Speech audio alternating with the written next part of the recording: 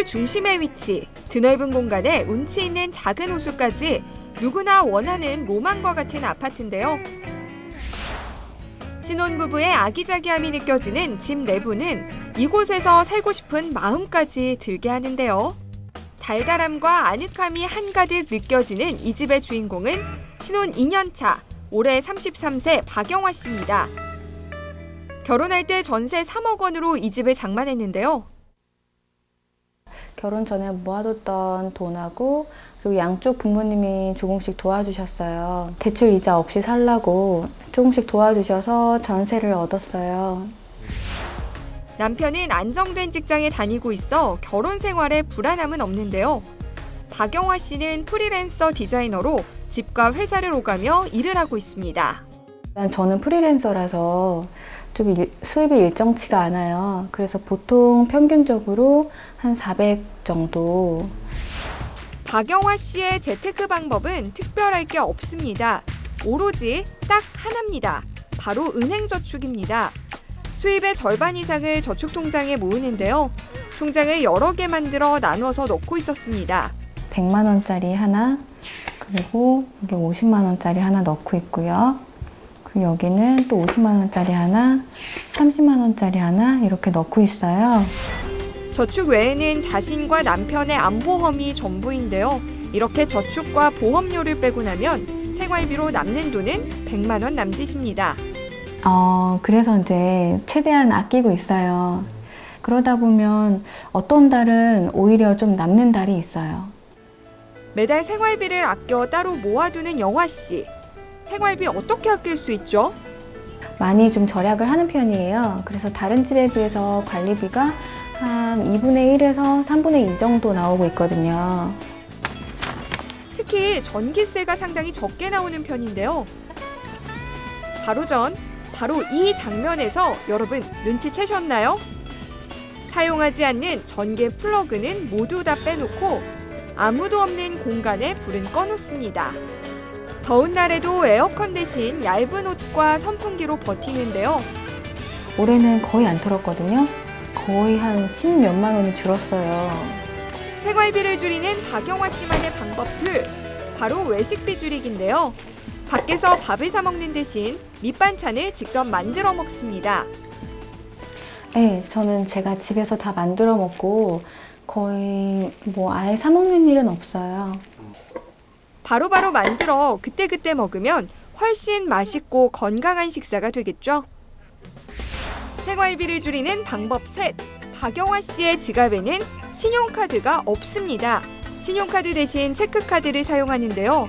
따로 가계부를 쓰지 않아도 되니 참 편하다고 하네요.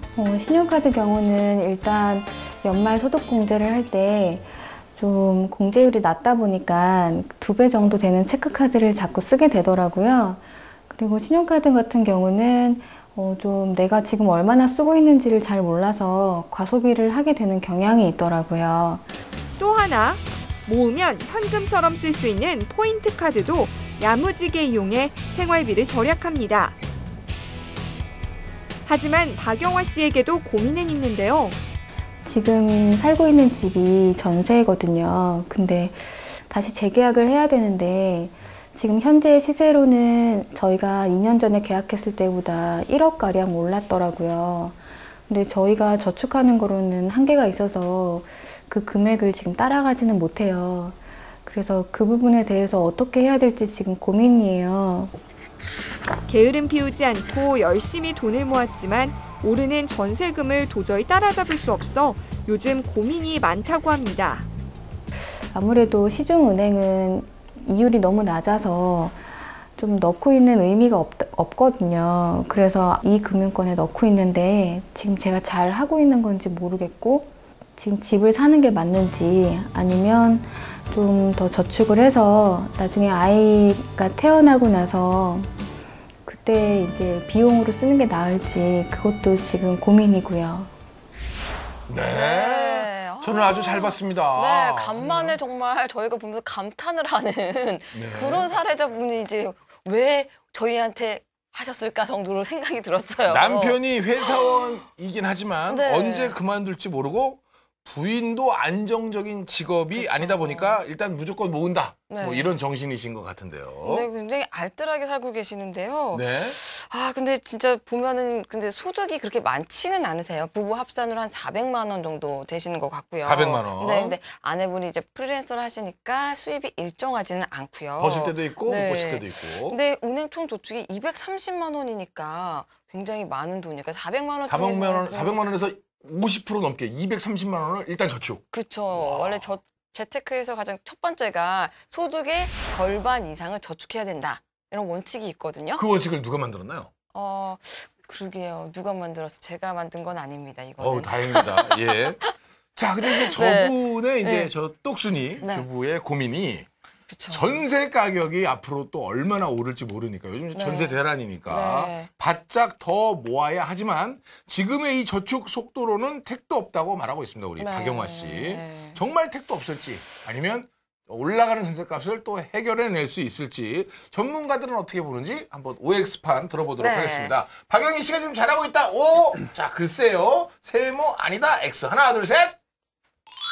오, 세모. 아니 저는 네. 다 5가 나올 거라고 생각을 했는데 의외의 결과가 네. 나왔어요. 자, 그러면은 우리 일단 김경록 수장님 예, 세모를 드신 이유부터 살짝 여쭤볼까요? 네. 예, 뭐 정말 잘하고 계십니다. 네. 일단 저축을 먼저 하고 나머지 자금으로 생활비에 쓴다는 그것도 잘하시는 거고요. 선저축, 예. 후소비. 예. 예.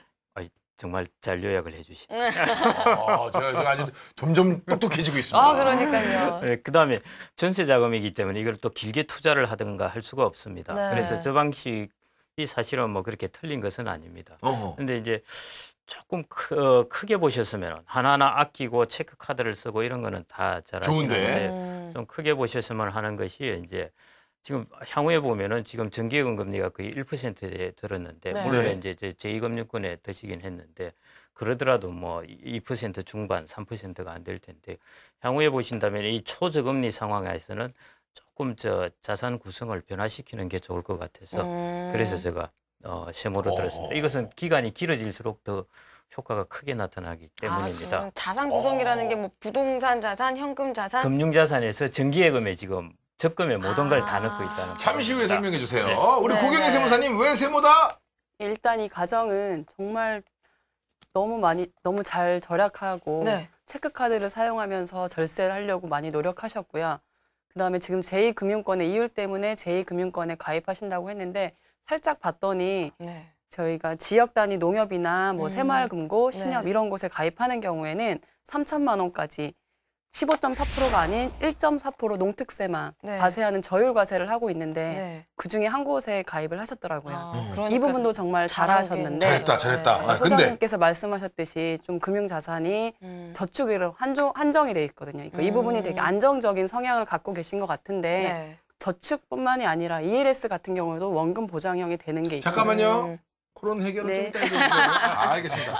잘하고 있는데 좀 아쉬운 부분이 있다는 네, 얘기죠. 네. 자, 박상훈 전문가님. 네, 일단 저는 신혼가정인 것 같고요. 신혼가정들이 월 평균적인 고정 생활비가 검소해도 한 150에서 200 정도는 된다고 보거든요. 네. 네. 이 가정이 230만 원 정도 저축한다는 거는 170만 원 정도 쓴다는 얘기입니다. 네. 매월 안정적으로 굉장히 열심히 저축하는 그 목표만 해도 굉장히 좀 칭찬할 만하고 잘하고 있다라고 생각이 들고요. 좀 궁금한 건데 보험료 50만 원 정도에서 노후를 위한 연금이라든가 저축성 보험료도 또 포함이 돼 있다고 한다면 네. 이 가정들은 지금 하고 있는 적금들은 전세 금액이 올라갈 수 있는 가능성이나 또 불안한 분들을 봤을 때는 일단 적금 위주로 편성한 분들은 맞지 않을까라는 생각을 했습니다. 자, 그럼 잠시 후에 다시 한번 요약해 주시고요. 자, 네. 김경록 수장님. 예. 자, 컨설팅을 한번 해드리겠습니다. 어떻습니까? 어떻게 네. 하면 좋을까요? 예, 우리는 어릴 때부터 너무 저축 이 교육을 많이 받다 보니까 저렇게 모든 자산을 저축을 많이 하고 있습니다. 네. 생각해보니까 진짜 그런 것 같습니다. 네. 어렸을 때부터 뭐 그렇게 저금을 해야 된다는 그 교육을 좋은 거 아닌가요? 네. 그 돼지 배도 가르고 이렇게. 미국 같은 경우에는 투자하는 투자 교육을 시킵니다. 아. 그러다 보니까 우리나라는 이제 커서도 계속 저축이 먼저 이렇게 머리에 자리 잡게 되고요. 그러다 보니까 이제 저분도 거의 안전자산에 다 들어가 있습니다. 네. 나이가 젊으시거든요. 네. 저렇게 신혼부부이시고 저 정도 젊은 나이시면은 앞으로 한 10년, 20년 동안은 조금 자산을 조금 수익을 취하면서 하는 방향이 좋습니다. 예를 들어 뭐 해외 채권 같은 경우도 괜찮고요. 그렇죠. 예. 예, 그런 식으로 조금 근데 사실 다변화하시는 보면 게 좋을 것 그 같아요. 여성분들을 제가 인터뷰를 해보면 예. 남녀의 성향이 조금 다른데요. 예. 여자분들은 대부분 저축을 맞습니다. 선호하시고 예. 남성분들은 뭐 아까 말씀하신 채권도 하고요, 주식도 하고요, 다양한 공격적인 것들을 좀 하는 것 같아요. 그러면 성선아 기자는 여자인데 왜 이렇게 공격적이에요? 저는 사주예요. 장군살이라고요. 그 남자 사주가 좀 있더라고요. 네, 그래서 아니 저 제가- 우리나라 여성분들이 유명합니다. 아, 그래요? 이게 부동산 투자도 잘하시죠. 아, 그렇죠. 사실은 예, 저축 성향도 또 있는 분도 있지만은 또 투자 공격적인 성향을 사람들도 예, 있죠. 성선아 네. 기자님 사실은 지금 태어나서 이렇게 또 기자고 재테크에 여왕이고 뭐 이런 얘기 듣지 만약 20년만 전에 태어났잖아요. 그럼 복부인이에요. 아, 그렇죠. 제가 빨간 바지 입고 강남을 누비는 그런 상상이 되네요. 죄송하고요. 근데 사실은 이제 우리가 어렸을 때부터 교육이 저축에 어떤 교육을 받았다. 네. 그래서 저축을 많이 한다. 근데 그게 꼭 좋은 것만은 아니다. 투자로 가르치는 방법도 필요하다. 네. 그럼 이제 그렇습니다. 어린이 저축상 이런 거 없어지고 어린이 투자상 이런 게 생겨야겠네요. 예, 그런 것도 필요한 거죠. 어린이 투자 교육도 필요한 겁니다. 그래요. 예. 일단 알겠습니다. 네. 우리 고경희 세무사님, 자 컨설팅을 해주신다면 어떻게? 지금 뭐 자산 구성 비율을 저축뿐만 아니라 안정적인 채권에 투자하실 수도 있고요. 네. ELS나 이런 경우도 원금 보장형이 있거든요. 네. 네. 이런 부분을 좀 알아보시고 꼭 저축만이 아니라 네. 안정적인 성향이라면 채권형 펀드, 뭐 ELS 원금 보장형 ELS 이런 부분도 좀 고려하셔서 가입을 하시면 ELS라는 좋을 걸 것 조금 같습니다. 설명을 해드리면 네. 주가 연계 증권이라는 거죠. 네. 네, 그래가지고 이제 저기요, 이쪽 보고 얘기하지 말고 앞에 보고 얘기하세요. 이게 얘기하고 싶잖아요, 지금. 아니 근데 얘기하시라고 카메라 보고 얘기하시라고요. 말씀을 하시니까 혹시 다시 ELS라고 시작. ELS라는 거는 주가 연계 증권이고요. 핵심적인 기능은 지금 내가 투자한 시점보다 몇 %가 내려가지 않으면 얼마만큼의 이자를 주겠다는 개념을 가진 금융 상품이에요. 파생 금융 상품. 그래서 혹시 독자분들이 ELS 잘 모를까 봐 독자는 누구예요? 독자가 시청자분들이네요.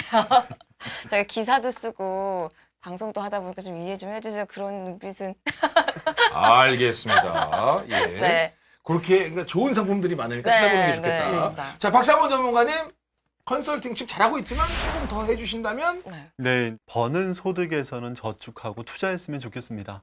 자, 이 가정에서 둘이 벌어서 한 400 정도잖아요. 자, 손 나왔습니다. 좀 자, 지켜봐 주세요. 이 돈에서 10%씩으로 40만 원을 투자하는 게 아니라 네. 둘이 버는 소득에서 만약에 남편의 소득이 200만 원이다라고 하면 200만 원 정도에 대한 10%로 노후 자금, 10%로 내 집 마련 쪽에 대한 공격적인 펀드를 구성했으면 좋겠습니다.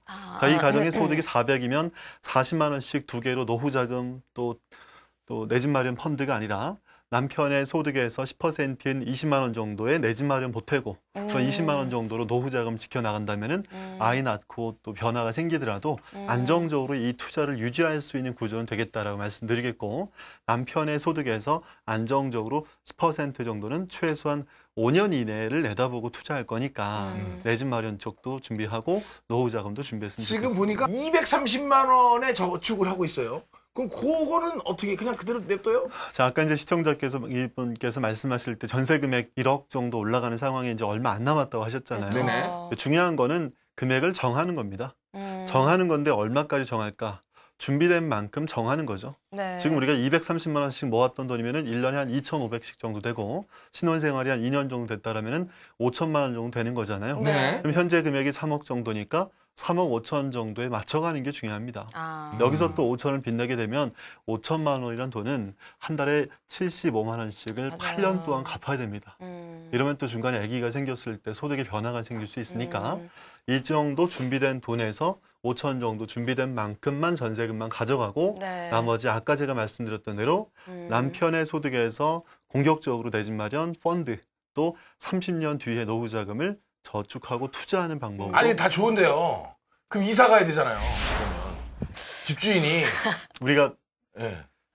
집주인이 이렇게 아니 거기까지 못 맞추실 거면 뭐 언제까지 비워주셔야 됩니다. 그렇죠. 이렇게 얘기하면 또 굉장히 네. 또 이게 마음이 좀 그런 거 아니겠어요? 우리가 좀 더 중요한 게 있잖아요. 네. 행복한 가정, 또 네. 아이들 낳고 살아가는 네. 안정적이고 건강한 가정 경제에 초점을 맞췄으면 좋겠고요. 네. 우리가 좋은 집에서 32평짜리로 행복하게 살려고 물론 중요하지만 네. 집 대출금 갚으려고 결혼한 건 아니잖아요. 맞아요. 적정한 수준에서 금액을 예. 맞춰서 가는 게 좀 중요할 것 같고요. 저는 꼭 좀 말씀드린 게 오늘의 주제가 저축이잖아요. 그쵸. 저는 정말 기쁘게 일했으면 좋겠습니다. 아까 이제 아내분께서 디자이너, 프리랜서 디자이너 하고 계시니까 기쁘게 일하고 목표를 정해서 노후 자금 또한 내 집 마련 자금들 저축하고 투자하는 게 얼마나 기쁩니까? 이런 것들을 위해서 기쁘게 저축할 수 있는 시스템, 그리고 마땅히 저축은 해야 되고요. 그리고 준비된 만큼 삶을 살아가는 삶의 전쟁이 필요합니다. 저는 이것을 기마전이라고 합니다. 네. 기마전. 또 나왔네요. 네. 어려운 게 하나 나왔어요. 기마전이요. 네. 기억나시죠? 어깨에 짊어지고 모자를 빼앗고 해서 승리하는 그 게임이 있잖아요. 네네. 우리 모자를 뺏기면 안 됩니다. 가정에 정말 행복을 지킬 수 있게끔 기마전. 다시 한번 말씀드리면 기쁘게 일하고 정말 마땅히 저축해서 준비된 만큼 삶을 살아가는 그런 규모 있는 건강한 가정 경제를 예. 꾸리시기를 간절하게 바라겠습니다. 아, 네. 저 같으면은요, 그러니까 그 말씀해 주신 것도 있는데 좀 풍차 돌리기를 한번 해보고 싶어요. 이거 사실 재테크 쪽에서 약간 유행을 하는 건데 그냥 그 네덜란드도 아니고 갑자기 풍차가. 예, 어떻게 돌립니까? 사실 저희 초반에 좀 얘기를 많이 했었잖아요. 많이 했었던 건데 넣는 것들을 계속 돌아가면서 월 복리식으로 한번 만드는 것도 추천을 좀 드려보고 싶고 보니까 스마트폰으로 할 수 있는 그런 적금이 하나도 없더라고요. 사실은 제2금융권은 사실 조금 불안하거든요. 근데 제1금융권에서 스마트폰으로 적금을 한번 들어보는 것도 괜찮은 것 같아요. 네. 자, 이제. 박상규 공간님. 네. 네, 아까 이제 이분이 그 어디 협해서 그 각 지역에 있는 그 이금융권의 저축을 이용하고 농협, 계신데요. 수협, 신협 이런 데 같아요. 네, 그렇죠. 네. 그런 신협이라든가 농협 같은데 네. 그거 보시면은 예탁금이라고 있습니다. 예탁금이라고 해서 금리가 2% 후반대. 최근에 금리가 낮아졌지만 네. 정책 금리가 우리나라 기준금리가 낮아졌지만 아직까지 예탁금 금리는 많이 큰 폭의 변화는 없기 때문에 지역에 있는 신협이라든가 단위 농협 같은데 예탁금들 꼭 한번 확인해 보시면 좋을 것 같고요. 네. 저희는 이렇게 협회 통해서 가입하는 거는 우리가 보통 은행에서는 예금자 보호라는 게 있고요. 네, 맞아요. 농협이라든가 신협에는 또 협동조합에 대한 특별한 어떤 법률을 통해서 예금자 보호가 되고 있으니까 금액 5천만 원까지는 걱정 없이 예금과 이자를 포함해서 5천만 원이니까 이 정도는 걱정 없이 적금을 좀 하셨으면 좋겠고요. 이 가정에 아까 이제 말씀이 전세금 만기가 다 됐고 이 상황에서 고민을 많이 하고 계실 텐데 무리하게 전세금 옮겨가지 못하고 정말 내 집 하나가 필요하다고 하면 지금 순자산이 한 3억 정도의 예금까지 5천이면 3억 5천이잖아요. 네. 이 정도에서 무리하지 않고 한 30% 정도 이내로 빚내지 않고 한 30%면 한 5억 정도의 30%면 1억 5천이죠. 현재 갖고 있는 3억 5천에 적절한 빚을 내서 집을 마련하는 것도 좋은 방법이겠다. 아예 집을 사는 것도 방법이다. 네, 그것도 근데 저축이죠. 사실 지난번에 말씀드렸던 네. 대로 적금을 모아서 집 살려고 생각하지 말고 네. 아예 5년 정도, 10년 정도 목표로 펀드를 투자를 통해서 집을 마련할 수 있다면 모르겠지만 최소한의 부동산, 그 집값이 올라갈 수 있는 가능성을 염두에 두고 적절한 판단을 하되 무리하지 않는 대출에서만 내 집 마련을 했으면 좋겠다는 말씀드리겠습니다. 그런데 정말 우울한 소식이 최근 집값이 되게 오르고 있어요. 제가 이건 뭐 약간 사담인데 강남 재건축 값이 6개월 만에 벌써 2억이나 올랐더라고요. 그래서 정말 주거비는 큰 고민이라는 생각이 들어요. 박준영 씨는 공감이 안 되시겠지만 자, 정선아 기자의 사담이었습니다. 다양한 답변이 나왔습니다. 이 답변을 바탕으로요. 조금 더 훌륭한 재테크 하시기 바라겠고 네. 그래도 혹시 모르겠다. 그러면 우리 노후통장 페이스북으로 질문을 네. 다시 한번 올려주시던가 홈페이지로 글을 보내주십시오. 그러면 좀 더 우리 전문가들이 친절하게 상담해 드리도록 하겠습니다. 네.